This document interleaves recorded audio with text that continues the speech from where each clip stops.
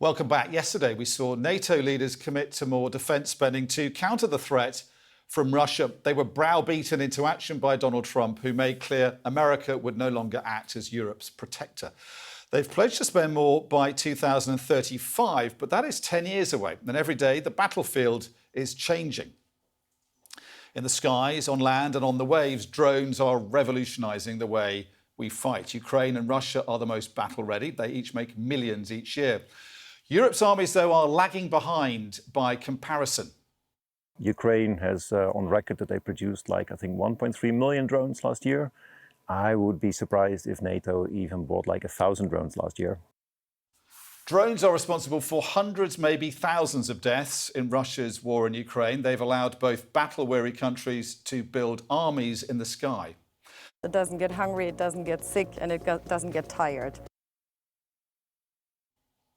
This is a Shahed drone manufactured in Russia and Iran. They fly low, then swoop up high before diving for their target, making them almost impossible to intercept. Sources tell me that Ukrainian authorities are expecting up to 500 of them each night in the coming weeks and months. Tonight, I'll hear from a commander in the Ukrainian army as we ask, is Europe ready for the drone revolution? Siobhan Robbins has this special report.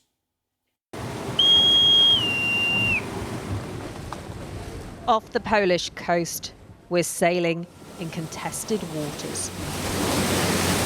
On board, crews from the Royal and US Navies. Copy, standing by. Stand by! But it's not just humans on this training mission. We're joined by this fleet of drones, crucial companions in increasingly uncertain times. The drones that we have in the water right now are called GARCs. They are optimized for going out and providing maritime domain awareness, collecting an open ocean, as well as providing one-way attack. Sabotage has rocketed in the Baltic Sea since the start of the war in Ukraine. Russia's been accused of damaging cables and pipelines, something it denies. In the future, unmanned vessels could be used to monitor this area 24/7 for signs of enemy activity, all at the fraction of the price of a crewed warship.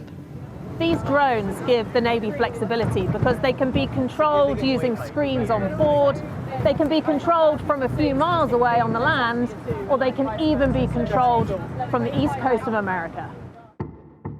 Russia's invasion of Ukraine sparked a revolution in drone warfare. Facing one of the world's strongest militaries, the Ukrainians used the cheap, adaptable tech to their advantage. It's estimated drones are now responsible for 80% of all damage they inflict on the battlefield. Russia's caught up fast, but how about NATO? So I think NATO is adapting. The challenge for us is really the pace of adaptation that is necessary in order to be competitive in the future. And that is an area where I don't think any of us can be confident that we're moving fast enough. Rear Admiral Mattis and his team are trying to speed things up, testing and training on a range of drones, hoping to help quickly boost the US Navy and NATO's defences. So it's clear that the message here is NATO mustn't delay in preparing for a possible drone war. But that isn't an easy task. It will need to produce millions and millions of drones every year, and they'll need to be updated every few months. This is the reality of what a drone war demands. In Ukraine, along both sides of the front line, is an area controlled by drones called Death Valley. Sending a soldier would be a suicide mission. It's estimated a tank can survive 6 minutes. On European continent, at the moment, there are only 2 military forces or armies, battle-tested, with ability to use millions of drones. One is Russian, which is planning new aggressions. Another one is Ukrainian. Russia and Ukraine are now drone fighting experts. The fear is, in the next 5 years, that expertise could be used by Putin's forces against a NATO country. We shall face Russian army, battle-tested, much stronger than it was back in 2022, and with ability to use millions of drones. Survival demands an army of drones. This year, Ukraine will make 4.5 million, 3 times as many as in 2024. It requires constant innovation, some of which is happening beyond Ukraine's borders. So I'm heading to southern Germany to meet some of the companies involved in the drone revolution. So as we're making our way, now is a good opportunity for me to break down a little bit more how the military can use drones. And when I say the word drone, probably a lot of people think about something like this. But actually, unmanned machines can be used in the sky, on the land, or on the sea. And they have several main uses. So there's surveillance and reconnaissance, attack, defense, logistics, so that could be, for example, bringing troops food or medicine, and they can clear mines.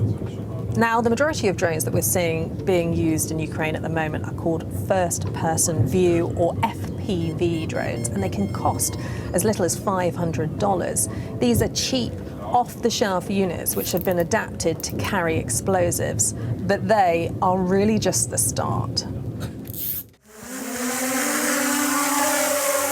Far from the trenches of Ukraine, war is being reimagined.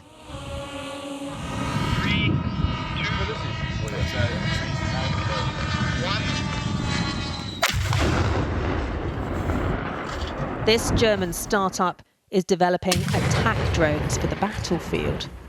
They can carry a warhead powerful enough to destroy a tank and can travel at speeds of up to 250 kilometers an hour. So colloquially, we call these kamikaze drones, but in the business, they call them loitering munitions. And that's because you can fire this with a specific target and it will loiter in the air until it finds that target, and then it can strike.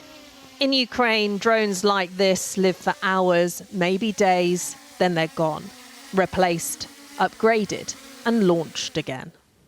So we can click and drag to set up your mission, and then everything will be able to execute on its own. One soldier can control a swarm of multiple units, far from the danger of the front line. Potentially, you could have your own little army in the sky. Exactly. You can have it's a force multiplier, if you will. You have one operator able to command more than one of these strike units and be able to attack and engage multiple targets across the battlefield. So what you see here is our tail wing, and it's all made for easy handling for soldiers, so you don't have to use any tools on the front line, and you just plug in the rudders. To stay ahead in the fight, the drones have to be easy to assemble, the tech quick to update. It's not about if we want to do this, it's all about how our enemies want to do this, and we have to react. So how far could the drone revolution go? Could machines totally replace man on the battlefield? This Bavarian company supplies ground drones to Ukraine and Germany. It doesn't get cold, it doesn't get hungry, it doesn't get sick, and it doesn't get tired. This model can be used for everything from evacuating casualties, surveillance, or as a mount for other weapons. Right now, humans control every mission. But in the future, could AI be making the decisions? I don't see it happening anytime soon. I'm convinced that AI, if it's a really good trained model, will probably make more rational and data-based decisions than any human will ever make. Making an army of machines that choose when to kill humans, it feels like uncomfortable, that thought. Don't you think it's rather machines killing machines than machines killing humans? In what way? Because it will be drones on each side, attacking each other. But at the moment, drones are killing humans. This is the aftermath of a Russian swarm attack on Kyiv. It's a tactic where they send hundreds of attack drones to bombard the country in one night, overwhelming air defenses and leaving residents terrified. Drones make a distinct sound. And so you sit there and you second guess whether this one is going to hit you or is this one going to hit your family or your friends or your loved ones. 22-year-old Volodymyr says people are now haunted by drones. The attacks come mainly at night, leaving those who haven't taken cover at risk of dying in their beds. Sleep deprived, they try to raise the alarm. So we have an app that basically allows you to report air targets. So for example, if you see or hear a drone, you can press this button and it will send the report to the authorities. Also, you can if you see or hear a rocket, you can report it. They try to stay positive, but the constant threat is draining. Sometimes the first things I hear in the morning from my mother that calls me to check on me is actually not a hello, it's not a good morning, it's not how you've been, it's actually a question of whether you're still alive. This brings me incredible sorrow. It brings me incredible pain to hear my mother worry about me every day that we are constantly targeted. In the hands of the enemy, they inspire terror. But drones have also helped Ukrainian forces score victories like this. Here they attacked air bases during Operation Spiderweb, taking out billions of pounds worth of Russian long-range bombers. And it's not just Russia and Ukraine. Armies worldwide are now using drones. The Israeli military released this footage of them shooting down Iranian units as both sides fired on each other. While here, an Israeli quadcopter is filmed striking northern Gaza. So how can NATO protect against this threat? Well, this is one way. Here they're shooting drones out of the sky. NATO's chief has pledged to massively increase air defences as it boosts defence spending. We see Russia's deadly terror from the skies over Ukraine every day. And we must be able to defend ourselves from such attacks. Another tactic is using jammers to break the link between drone and pilot, but fibre optic units are immune. If we're talking about whether NATO would be ready for a possible drone war, we need to talk about how drones can be used to boost defence. And one of the most ambitious ideas is the creation of a so-called drone wall along NATO's eastern flank. Running from Norway to Poland, it would be around 3,000 kilometres. And if it got the go-ahead, it would be the most expensive network of unmanned aerial vehicles. Essentially a brigade of eyes in the sky constantly monitoring the borders with Belarus and Russia, looking for threats which it would then intercept or attack.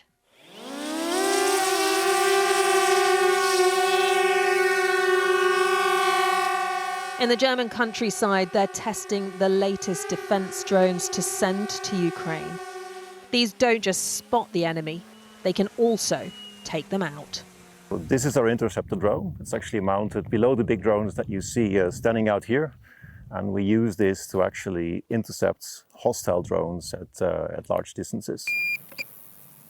Onboard radar allows them to detect the enemy up to 5 kilometres away, giving them more time to intercept. And that could be a game changer in an aerial drone battle, according to the makers. If you can use drones in defense, at some point you have robots fighting robots that will hopefully ultimately also save lives. How ready do you think NATO is if one of its countries was to be hit by a wave of drones like we're seeing in Ukraine? We are absolutely not ready, in my view.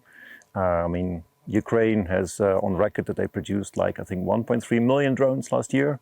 I would be surprised if NATO even bought 1,000 drones last year. I think Germany has procured 100, maybe 200. So you can do the math on what that means, how quickly you run out of drones. Ukraine, if they consume those 1.3 million drones in a year, that's 3,000 drones consumed per day. So if you have 100 in your inventory, that will not last an hour. The German Ministry of Defence say the figures don't closely reflect reality. They add drones are a part of soldiers' daily routines and that they're investing in a range of models, including attack drones like this. This is what it's already done. And across the board, NATO's made producing and protecting against drones a priority. Members like Britain will spend $2 billion on military units. The UK's also announced a deal with Ukraine to co-produce drones. A smart move, President Zelensky told Sky News in an exclusive interview. Морські дрони тощо. А сьогодні перехоплювач важливий Україні. Вони перехоплюють іранські шахеди. А завтра вони будуть також на складах у Британії. Я не вірю, що у вас буде війна, але добре, що у вас буде така зброя. But Russia's continued offensive is a wake-up call, a warning. NATO knows it can't stockpile drones as they'll go out of date. But Europe must be capable of making its own drone army in case of future attack. Russians can have around 5 million drones. So we need to have capacities bigger than those in order really to prevail. So it's a question is about millions of drones. It's very important now to start to build up, to develop teams of the people. You know, engineers, constructors, operators, digital people, you know, ready to scale up production if the X is coming. From the skies of Ukraine to the battlefields of the Middle East, drones are revolutionizing warfare. NATO must learn to lead that revolution or risk leaving itself exposed. Well, fascinating but chilling stuff. Someone who knows firsthand how drones are changing the nature of war and their devastating effect on the battlefield is Major Ole Shirayev. He's the commander of Ukraine's 225th Separate Assault Regiment. I sat down with him a little earlier and asked just how important drones are for Ukraine's army and what NATO may have to learn from that. Have a listen. It's difficult to say who's winning the war of the drones. Ukraine was the first to use UAVs. However, the Russians are progressing and they continue to come up with new solutions. Half a year ago, they started the mass use of fibre optic drones. So, our adversary, the Russian Federation, is making progress and advancing tactically and is managing to move forward deep into our territory. But they're also suffering huge losses in terms of the number of troops. It's important to mention that they have more personnel, more military equipment and more drones. They have a much larger population and production base, which means they're able to continue to produce more than we are for their war efforts. But war means changes. They do some things better than us, but we try to keep up. And in some areas, we do better than they. And how much do you think of a threat that is to the rest of NATO, to other Western countries? The Russians are now battle-tested and battle-hardened, obviously, in their use of drones against you. Do you think if it ever came to a Russian attack on another Western country, the West would be prepared for that? My personal opinion is that the West will not be ready from the onset. This war has been a unique experience that only Russia and Ukraine have learned from.